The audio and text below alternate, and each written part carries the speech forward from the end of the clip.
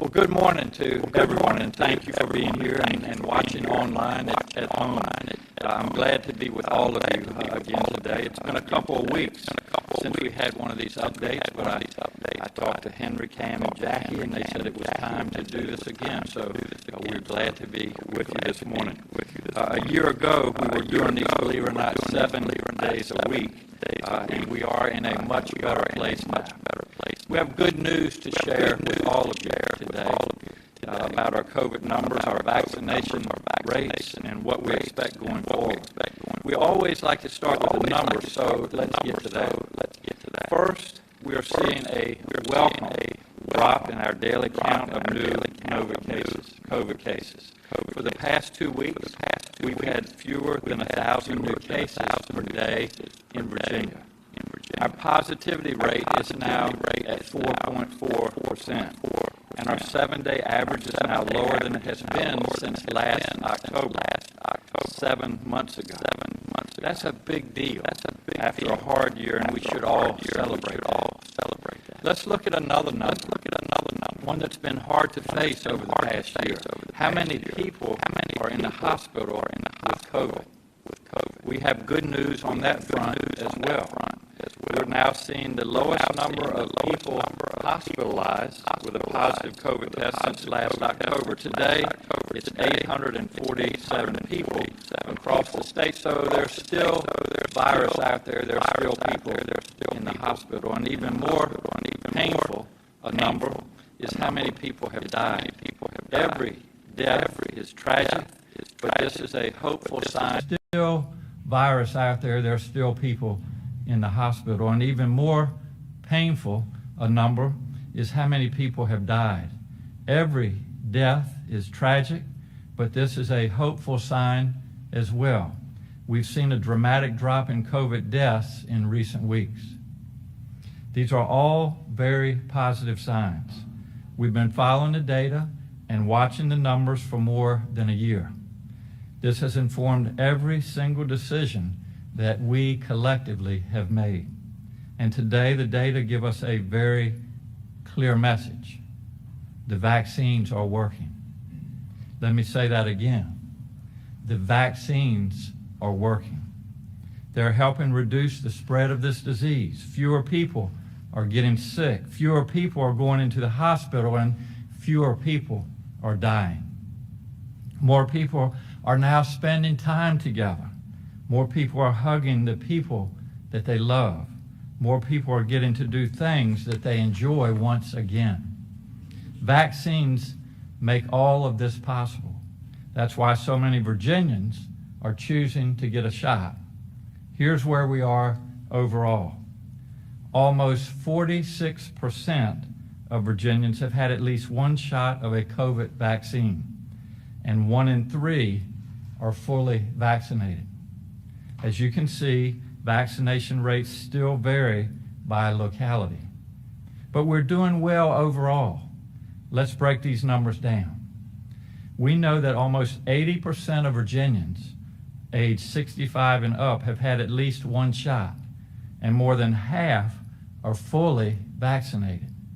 3/4 of our school personnel have had at least a first dose. 2/3 are fully vaccinated, as are 66% of the inmates in our correctional facilities. I'm glad to say that the Department of Correction has only 7 active COVID cases right now. Right now, everyone age 16 and above is eligible for a shot. So when you look at the numbers this way, Virginia has even better news. Among everyone who is eligible to get a shot right now, almost 60% of people have received at least the first shot. That is just great news, and I want to commend Virginians on being part of the solution. These are all great numbers. I'm grateful to everyone who has gotten their vaccine already. So many health workers, doctors, nurses, and first responders have given their time over these many months at vaccination clinics, and we are especially grateful to you.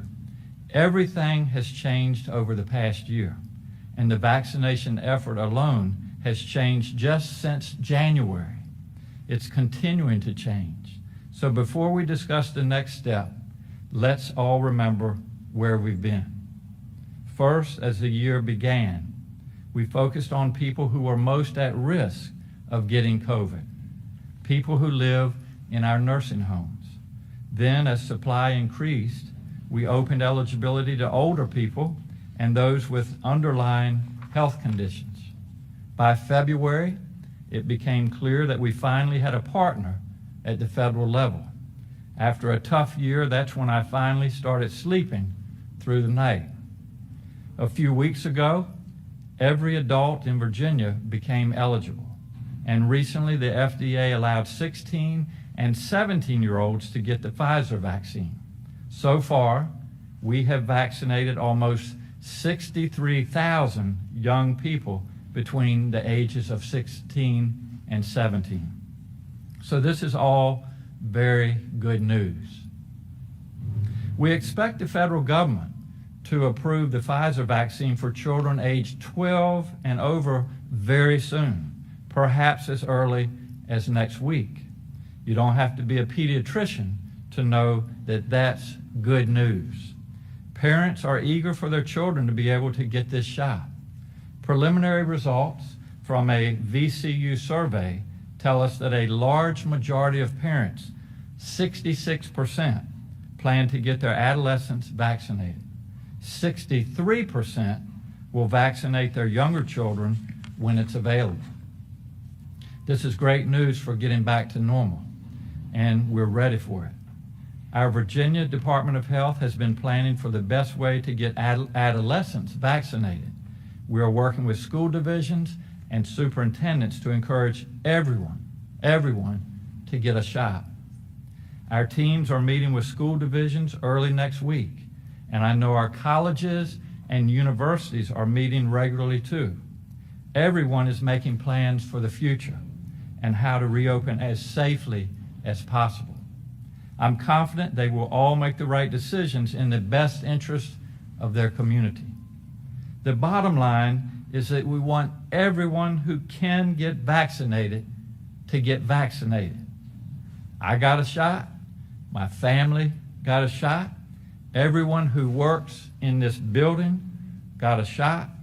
I hope everyone in this room today got a shot. And I'm seeing pretty good eye contact from everyone, so that is encouraging. And getting your COVID vaccine has never been easier. Vaccines are now widely and easily available in Virginia. They're in grocery stores, in doctors' offices, in pharmacies, the places where you're used to getting your health care. And of course, they will continue to be available at your local health department and in hospitals across Virginia. Our community vaccination centers are CVCs, large sites with the ability to give thousands of shots per day. Just this week met our goal to give 300,000 shots. And next week, we will launch new mobile vaccine units together with local health departments. These will focus on underserved areas. You're starting to see other steps forward as well. All of our community vaccination clinics now welcoming walk-ins. So are many of the pharmacies in Virginia. You can just walk in and get your shot. You don't need to register and you don't need an appointment. You just go. And this is, again, good news. It's what we all envisioned when we heard a vaccine was finally ready. A vaccine that is easy for everyone to get. To find out where, again, go to vaccinate.virginia.gov and type in your address. The federal government also just launched a text feature. You can text your zip code to GetVax. That's GETVAX. And it will tell you 3 vaccination sites near you. Or you can call your doctor. They can point you in the right direction. All of these are positive developments. They are huge steps forward. We still have a lot of work ahead to meet President Biden's new goal of 70% of American adults getting at least a first shot by the 4th of July. But make no mistake, I feel confident that Virginia can do our part to reach that goal, and we will.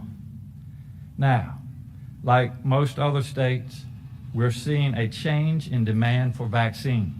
That yellow line is our average daily shots. We know there are a variety of reasons why someone who is eligible hasn't been vaccinated yet. Some people may not know that they're eligible. I want to be clear. The only eligibility requirement now is that you're 16 or older, and soon that will probably be 12 or older. And it doesn't matter if you are a frontline worker or have a medical condition, everyone 16 and up is eligible. Others may not realize that they don't have long wait lists for appointments anymore. Now getting vaccinated is easy and free. You don't have to pre-register. We have an address search tool on vaccinate.virginia.gov, and you can call 877-VAX-IN-VA as well for help finding a place to get your shot. And some people haven't made it a priority yet, or they're uncertain about a new vaccine for a new disease. If you have questions about vaccines, we'll be glad to answer them. And I'd also encourage you to talk to your provider. They can tell you that while these vaccines may be new, they are built on years worth of testing, research, and experience. We're going to keep reaching out to all of these folks. The bottom line is when you get vaccinated, you protect yourself, you protect your family, and everyone around you. Over the past 14 months, we've learned a lot about COVID. And one thing is that it is an unpredictable disease. It can put anyone in the hospital, including young people. It can cause long-lasting, debilitating side effects. As you all know, I had COVID myself last October, and 7 months later, I still can't smell or taste anything. Many long-lasting side effects are much worse. If you haven't gotten the vaccine, remember this. COVID can make you truly sick for months. The variants that are now circulating raise the risk of getting sick. So please protect yourself from going through that and protect the people around you too. I've had COVID and I've had the vaccine. And between the two, it's an easy choice. I'll take the vaccine any day. Getting vaccinated also comes with another important benefit. It is the only way that we as a community, as a Commonwealth, get back to normal. Vaccinated people can safely do more things. They can socialize in small groups without masks or social distancing, for example. They don't have to get COVID tests before they travel. Last week, we updated our mask guidance to align with new CDC guidance that vaccinated people don't need to wear a mask outside unless they're in a crowd.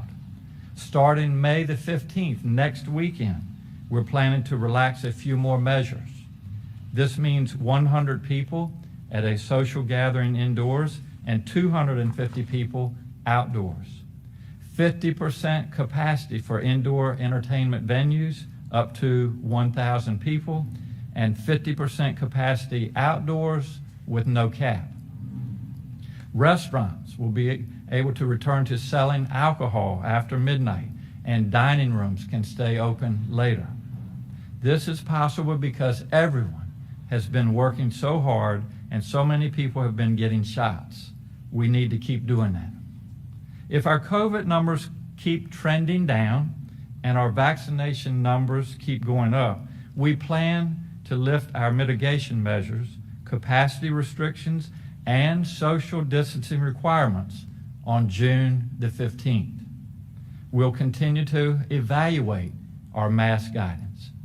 But this is good news, and it's thanks to the millions of Virginians who have done the right thing for so long, and I say thank you. We still have work to do. We're not at the finish line yet, and we still need to take the precautions that we all know work.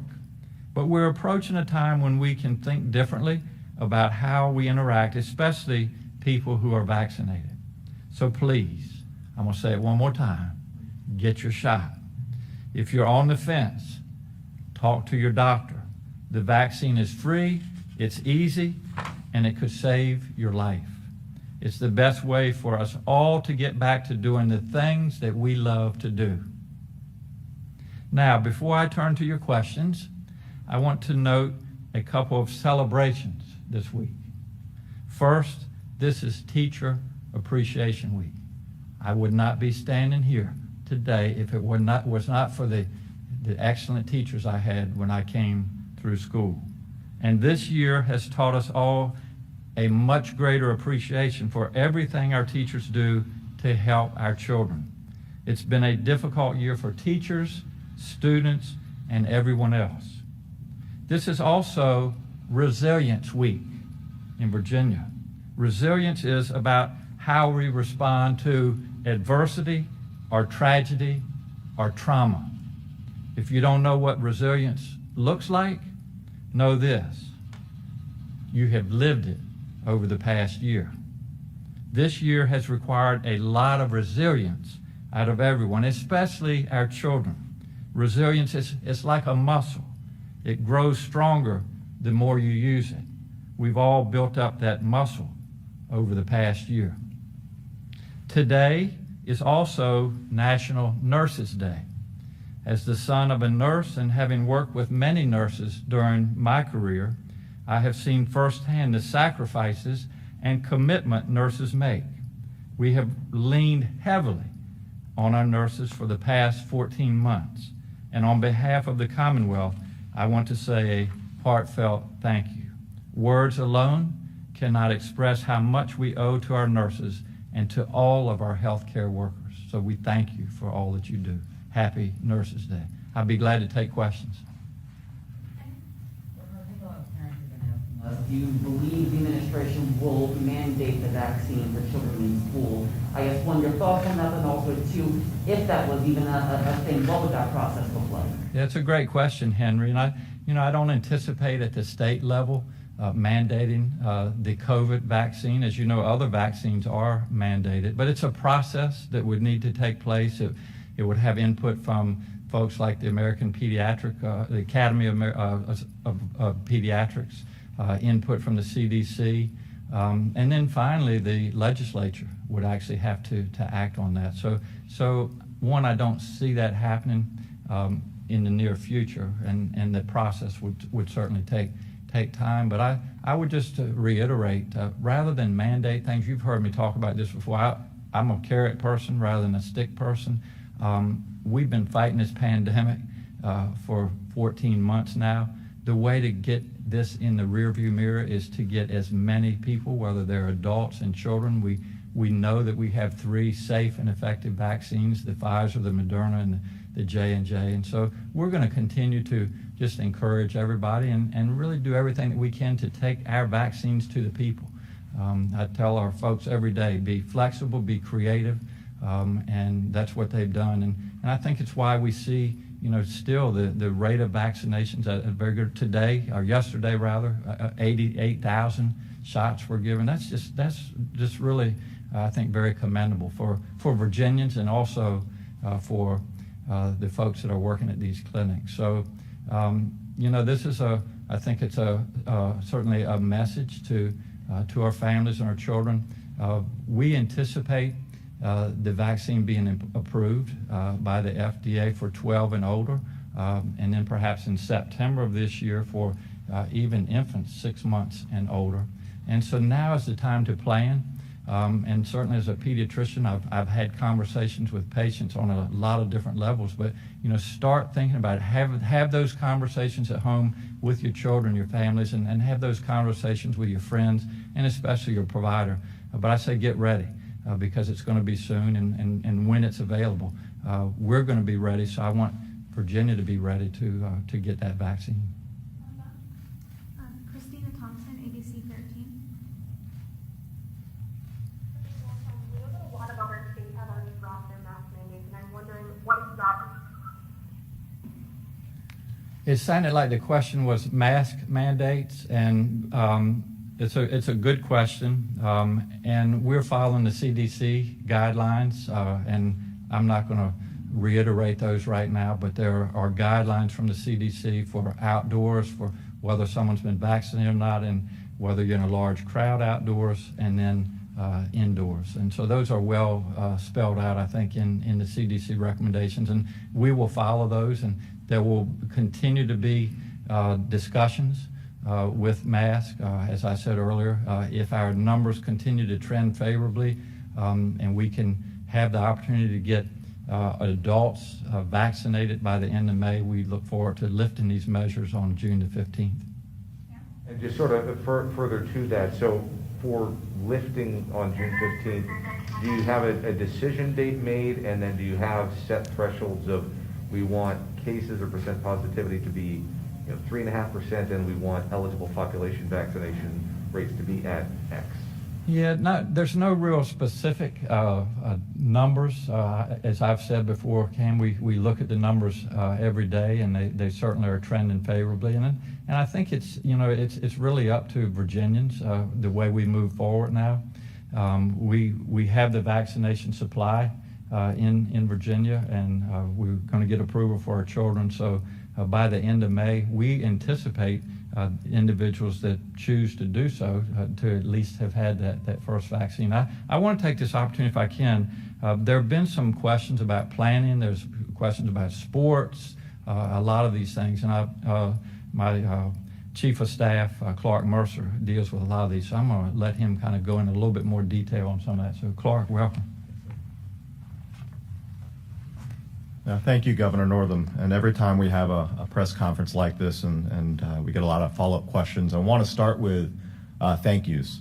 Over the last year, our Department of Health and our Secretary of Commerce and Deputy Secretary Cass Rasnick have led the effort on these mitigation measures, and they've done a tremendous job. When it comes to youth sports and recreational high school sports, a big thank you to the Virginia High School League and Billy Hahn, who's their executive director, his staff, and their board.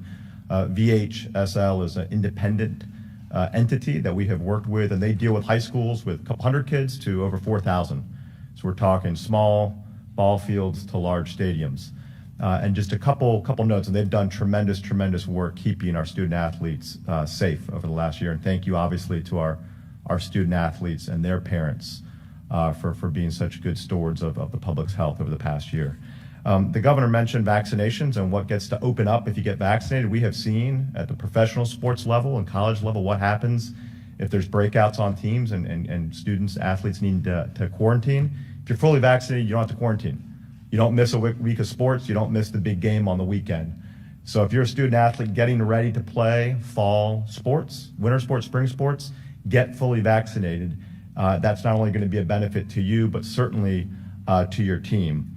And we've got a number of businesses that will be affected on June 15th when the governor says we will lift the capacity. The number of individuals will go to 100% capacity. The question we always get, well, what about the mitigation measures? 6-foot distancing at a concert venue or between swim lanes or at a theater keeps us from being at 100% occupancy. So those measures, barring some significant downward trend in our health metrics, will be lifted. So if you're planning your swim league, or if you're planning for opening your theater, or if you're planning your yoga studio, plan on June 15th to be able to go to full capacity. Obviously, there's always the caveat that if health metrics take a dive, we're going to need to address that. And lastly, a question was asked about masks and mask mandates. The governor's executive authority and emergency declaration expires on June 30th. And like the governor said, he will revisit in a future press conference how we talk about masks. Even voluntarily wearing a mask in Virginia, you have to have a state of emergency in effect to do so. There's law in a book that does not allow you even voluntarily to wear a mask in public. So there's some issues we have to work through between now and the end of June. But like the governor said, the expectation on June 15th is to lift not only the occupancy limits, but also the mitigation measures that I mentioned. So thank you. Not for the governor or whoever can take it, but just you mentioned additional mobile clinics starting next week. Can you give more details? how many, where in the state they're going? Is this going to be state or a contractor? Yes, great question, Cam. I'm going to let Dr. Abula address that. Danny? Thanks, Governor, and thanks, Cam. The question is, what's the plan with mobile vaccination clinics? We have been doing a fair amount of mobile vaccination even through the first 4 months of this campaign. Many health districts purchased vans with the first tranche of federal funding that came in and have been using them every week. Many partners like our health systems and even academic institutions in some cases have mobile vans and have been using those to get out to more marginalized communities as an adjunct to the large-scale mass vaccination that we've been doing. Additionally, we are contracting through FEMA dollars. VDEM is working out these contracts and with 7 different vendors who, and those are being made available to districts that feel like they need that additional mobile capacity. Largely, this will be helpful in rural communities where these vans will be set up to go out on 14-day excursions, somewhere between 50 and 250 doses a day. We're kind of working out the details on, will that primarily be Johnson & Johnson, which does make sense given the kind of rural nature of a lot of these mobile clinics and not being able to guarantee we'll be able to come back. But in some cases, we may be offering other doses, kind of working out some of those details right now. So what we plan to do for this upcoming week is really do a full court press on the community engagement in those communities, making sure that there are teams of outreach workers and community health workers who are building awareness, letting the community know mobile clinics will be coming the following week, and really maximizing the opportunity for people to get the word out there and prepare for that. And then the week of the 17th is what we're now shooting for these mobile clinics to be underway. Again, many mobile clinics are already happening right now. In fact, I was at the Richmond office yesterday, and as I was walking out, 2 of our spectacular nurses were just coming in off the mobile van. They had spent the morning at a community a rec center and the afternoon at a processing plant, and had done about 65 doses in a day. And I say that to illustrate that this is a very different phase of the vaccination effort, right? We're not going to be able to do 3,000, 4,000, 5,000 doses a day. These mobile efforts are absolutely going to help us get to folks who wouldn't come to something otherwise, but it is going to be slower and harder work. But we're prepared to do it. So really excited for all of our nurses, and happy Nurses Day to all of you who will be out doing that work.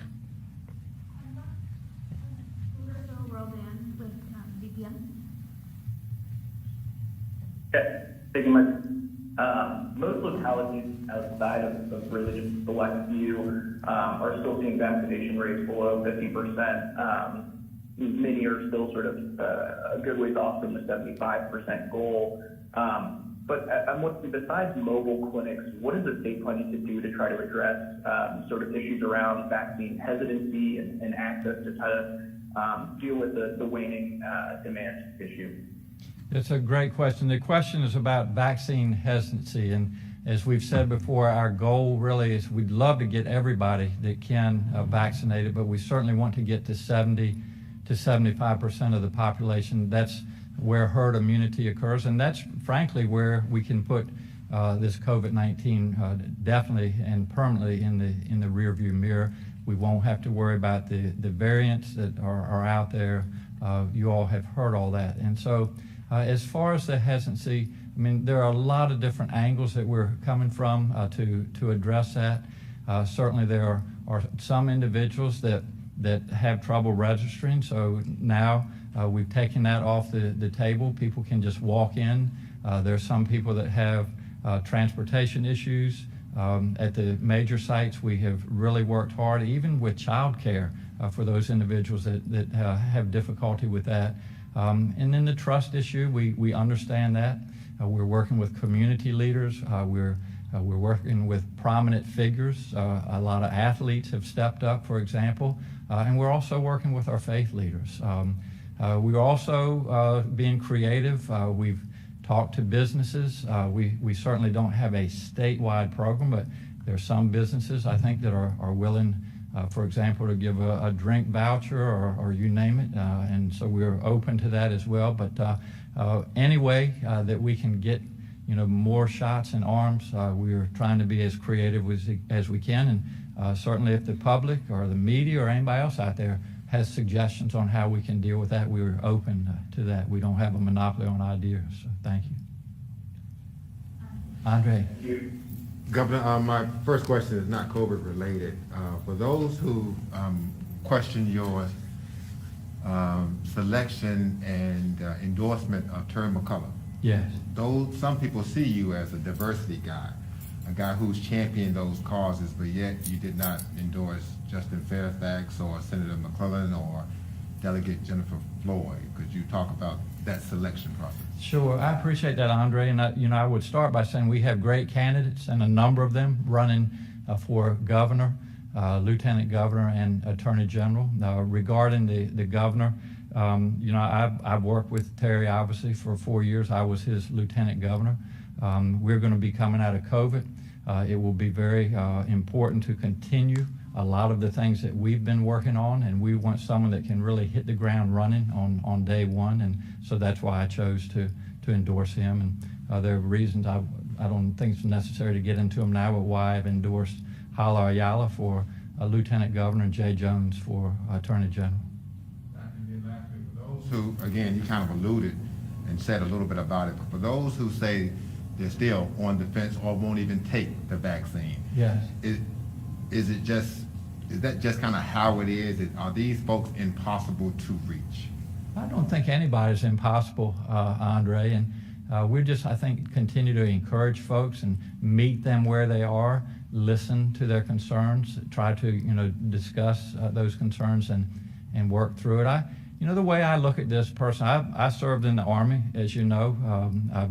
I've seen what happens when our country is at war, and the way we win wars is for everybody to join together, to put our politics aside and a lot of other things aside, and really do what's in the best interest of the country. And really, you could use this as an analogy. We've been fighting a biological war for the last 14 months. And this is not so much about ourselves, but it's about Virginia, and it's about this country. And the way to win that war is to get vaccinated. It is just that simple. And so I would ask everybody to put themselves, obviously we take care of ourselves and our families, but think of the bigger picture and think about this country, think about, in our case, the Commonwealth of Virginia, and do what's in the best interest of Virginia. And I think that, if we can all do that, we'll really put this behind us and be able to move on to our near normal lives and get our businesses back up and running, get our children safely back in school. And I think everybody hopefully can appreciate that. Nick Mina with WJLA. Hi, thanks. Hi, Governor. We recently did a story on how Fauquier County schools will no longer require kids to wear masks at outdoor recess and PE classes, but there are other Northern Virginia school districts that are requiring kids to wear masks outside. So with the weather warming up, what's your stance on some students still being required to wear masks outside while at school? And would you encourage school districts to keep those rules? Well, thank you for the question. And I think we have to remember, the first thing that we have to remember is children have not been vaccinated, especially those that are less than 16. And so anytime that children are gathered, whether it be indoors or outdoors, in where there's numbers and they're in close proximity to each other, they're at risk. And there have been complications that children have had when they've contracted COVID-19. So while they have better outcomes, they can still have sequelae from COVID-19, and they can also take it home to their families, friends, etc. So we'll continue to follow the CDC guidelines, and that applies to children as well. Yeah, two questions. So in regards to the CDC guidelines on masking, are you saying that you aren't going to lift the mask mandate unless the CDC gives you the okay from a federal level? I'll wait for my second question. Well, I appreciate that, Jackie. We've had a number of these press conferences. So, I don't say that it's written in stone, but, we all like to follow science, and the CDC certainly uses their science. And so as we move forward, I anticipate following those guidelines as close as we can. I don't anticipate us differing a lot with them. Okay. And then your chief of staff just mentioned the June 30th date for the June 15th. Oh, June. Okay, June 30th for the okay. expiration of the state of emergency. Are you saying that you are considering not extending the state of emergency after that June 15th expiration date? Absolutely, because I hope to have COVID-19 in the rearview mirror. But the mask mandate, again, not all children, especially, will have been vaccinated by June the 30th. So we've got to work through the details of how we deal with masks, especially if the CDC still is recommending that. I don't know if you can just clarify based on that, if the state of emergency does end on June 30th, kind of what obviously a lot of these orders hinge on that. So can you explain what the impact of that would be? Do Clark or Rita, you want to try to? Yeah. Rita Davis, our lead counsel. Welcome, Rita. Good morning. As I understand, the question is, what is the potential impact of the expiration of the current state of the declaration of state of emergency? So by code, all declarations of states of emergency end on June 30th. So the governor has the prerogative to reissue a declaration of a state of emergency.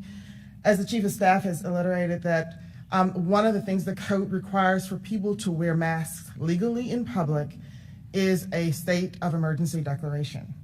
So the governor will consider whether or not, if under the CDC guidance and I guess the advice from the Virginia Department of Health, even folks who want to voluntarily wear a mask will need to do so legally, which may mean that the declaration may have to be extended or reissued so it will apply after June 30th.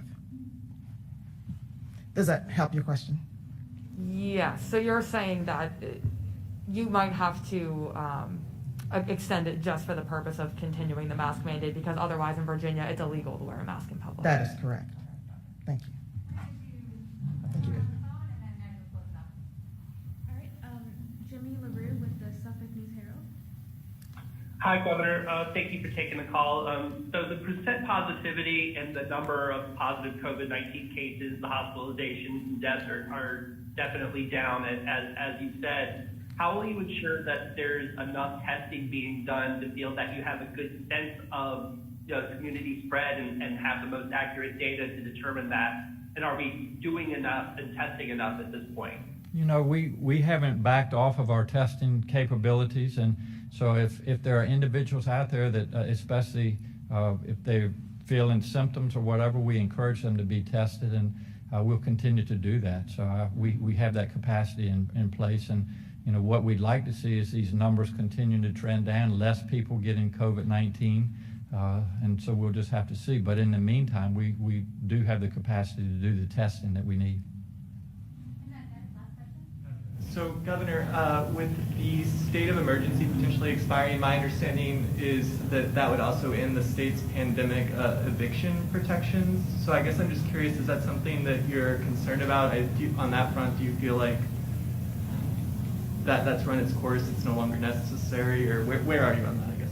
No, I would never say it's not necessary. I mean, we want people to have a roof over their head, especially with COVID-19. So, you know, I said that without getting kind of into a lot of the details, we certainly don't want our state of emergency to go any longer than it needs to be. We want to put COVID-19 behind us, but there are some details that we need to work through. One being eviction that you just brought up, and it's a great question, the mask issue, and so we'll continue to work on that.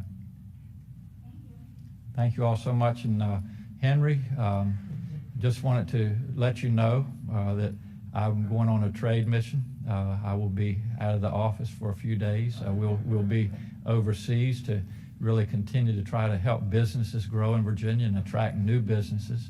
But I will be back in a week or so. So keep planning, keep thinking, and we'll all put our heads together and decide when we're going to have our next press conference. But in the meantime, thanks for being here.